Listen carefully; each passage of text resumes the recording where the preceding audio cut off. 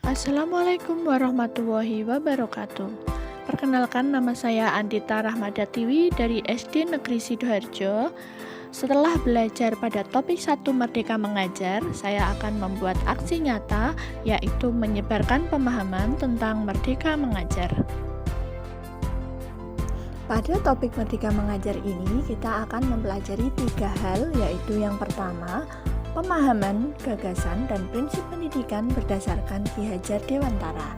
Yang kedua, pemahaman untuk memfasilitasi murid yang tumbuh sesuai dengan kodratnya. Yang ketiga, menerapkan pembelajaran yang memerdekakan murid.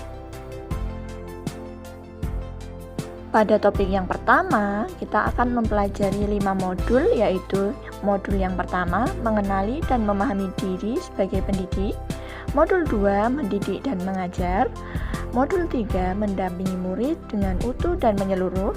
Modul 4, mendidik dan melatih kecerdasan budi pekerti. Dan yang kelima, mendidik yang mengantarkan keselamatan dan kebahagiaan.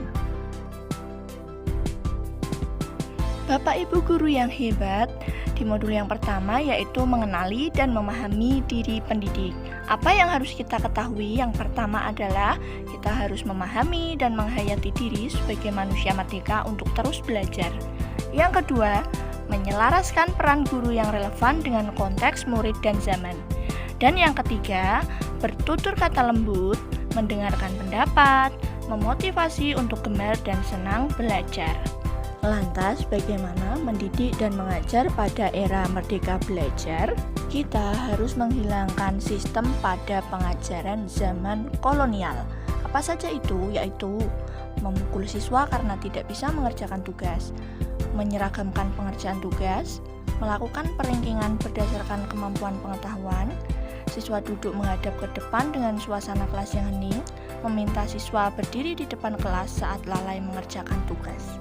Pada modul ketiga, mendampingi murid dengan utuh dan menyeluruh ini, kita tidak terlepas dari kodrat keadaan yang dibagi menjadi 2, yaitu kodrat alam dan kodrat zaman.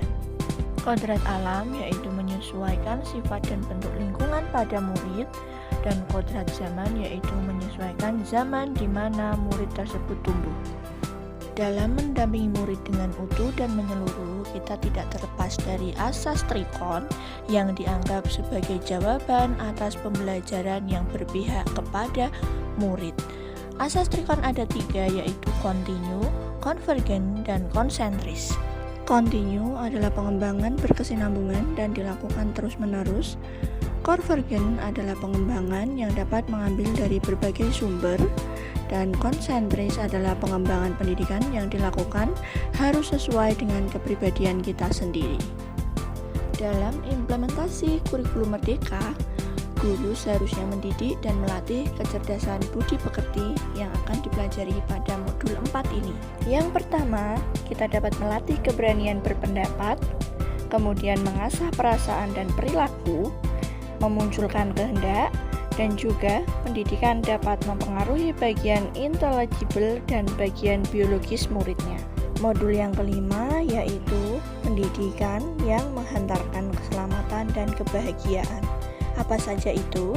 Yang pertama, pendidik hanyalah tuntutan.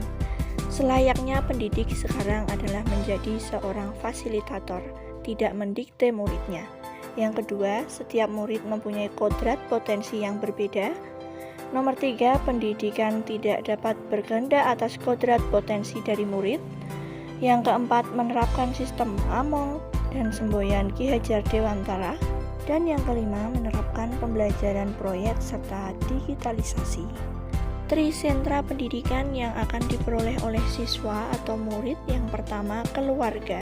Keluarga merupakan pendidikan pertama yang didapat murid, sehingga berpengaruh terhadap pendidikan yang akan diterima oleh murid. Yang kedua, sekolah. Sekolah mampu memberikan pendidikan berupa berbagai ilmu, bisa berupa ilmu pengetahuan, keterampilan, dan juga sikap. Yang ketiga, masyarakat. Murid dituntut dapat berinteraksi dengan lingkungan sekitarnya, itu berhubungan juga dengan interaksi di keluarga dan juga di sekolah. Sekian yang dapat saya sampaikan, semoga bermanfaat. Salam Merdeka Mengajar. Wassalamualaikum warahmatullahi wabarakatuh.